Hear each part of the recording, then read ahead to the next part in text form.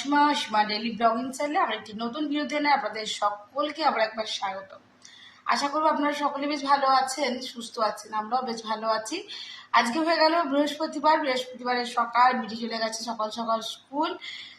আজকে তো মেয়েটা কাজে আসছেনি, তো কাজ টাজ করে পুজো টুজো করতে একটুখানি দেরি হয়ে গেছিলো, বাট এখন 11টা 56। আর আমি এখন খাচ্ছিলাম টিফিন, বা পুজো টুজো অনেকক্ষণ হয়ে গেছে। তো চলো আজকের ব্লগটা যখন থেকে শুরু করি, আর ঠাকুরঘরটা কেমন সাজিয়েছি তোমাদের সঙ্গে একটু শেয়ার করে নিই।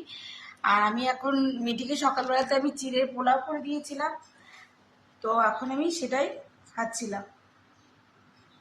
তো চলো ব্লগটা শেয়ার করি, সঙ্গে থেকো। আর শুকাইনি এখনো পর্যন্ত, তো আমি যথারীতি ঘর দুয়ার ঝাড়া পোছা পরিষ্কার সিঁড়ি মুছা সব কিছু করা হয়ে গেছে।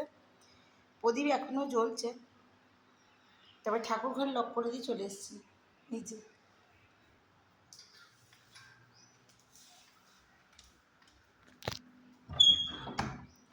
আজকে আমাদের গাছে হয়েছিল পেঁপে, সেই পেঁপেটা পেকেছিল, সেটা ঠাকুরের ভোগে আজকে লাগিয়েছিলাম, মানে প্রসাদের জন্য আর কি। দেখো গাছের জবা ফুলটা কত সুন্দর ফুটেছে, মা লক্ষ্মীর চরণে দিয়েছি। এখানে শ্যাম বাবাকেও সাজিয়ে দিয়েছি, সব ঠাকুরকে ফুল টুল চরণে দেওয়া হয়ে গেছে। এখানে আলপনা টালপনা দিয়ে আমি সমস্ত বসিয়ে দিয়েছি। পুজো অনেকক্ষণ কমপ্লিট করে আমি তখন একটু গান বাজাচ্ছিলাম আর সঙ্গে একটু টিফিন করছিলাম। আর ওদিকে আমার ঘিয়ের প্রদীপ থালায় জ্বলছে। তো চলো ব্লগটা শুরু করি এখন থেকে, আর সঙ্গে থেকো।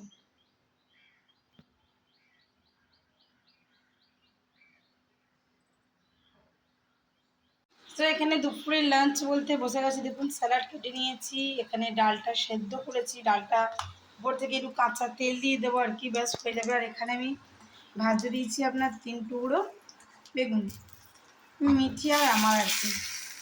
এটা যেটা দেখছেন এটা একটুখানি চিনি দিয়েছিল, যার জন্য আর কি এটা বেগুনটা এরকম হয়েছে।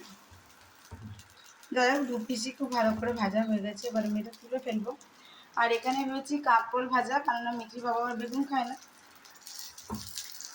তো ওই জন্য কাঁকরোল ভাজা। তো চলুন এখানে এখন আমি ভাপা ইলিশটা করব, তার জন্য এখানে একটু নারকোল গ্রেট করে নিয়েছি গ্রেটারে করে। আর এখানে যেটা দিয়েছি সেটা হলো আগে আমার চ্যানেলে দেওয়া আছে। এখানে আছে আপনার 2 রকম সর্ষে, আর একটা শুকনো লঙ্কা, একটা কাঁচা লঙ্কা, নুন দিয়ে সর্ষেটা বাটলে তিতা হয় না, এই জন্য। তো এখানে দিয়ে দিয়েছি। এবার আমি এটা হাফ বাটা হয়ে গেছে, এবার আমি নারকোলটা দিয়ে দেবো, তারপর দেবো দই।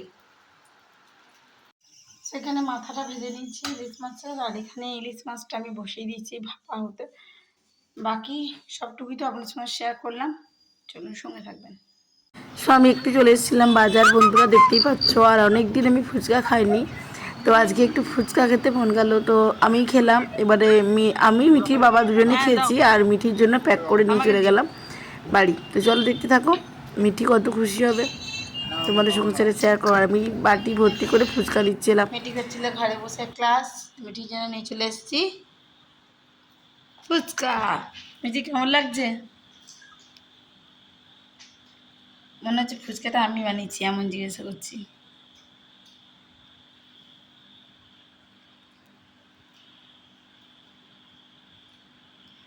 আর শুধু ফুচকা না, আমি নিয়ে চলে এসেছি চিলি চিকেনও। চিলি চিকেনটা এখন আজার করিনি। আর এই যে আমার চায়ের দুধ শেষ হয়ে গেছিলো, আর একটু চাউমিন। আর এই যে এগুলো হলো সেই পান মশলা চকলেটগুলো, দারুণ টেস্ট। আর আমার দইটা আছে, দইটা বাহ কোথায় রেখেছে, এখানে জায়গায় নেই, মিটি চোখটা একদম কানা। যে দইটা নিয়ে চলে এসছে, কেউ ডোর। সো আমি এসে করে দিলাম রুটি, আর আমি দোকান থেকে কিনে নিয়ে এসেছিলাম তোমার চিলি চিকেনটা। তো ওরা রুটি আর চিলি চিকেন খেয়ে নিয়েছেন, আর আমি রাতে কিছু ডিনার করিনি। তোমরা তো দেখলি আমি ফুচকা খেলাম। ব্যাস আজকের মতন ব্লগটা এইটুকু। সকলে খুব ভালো থেকো, সুস্থ থেকো।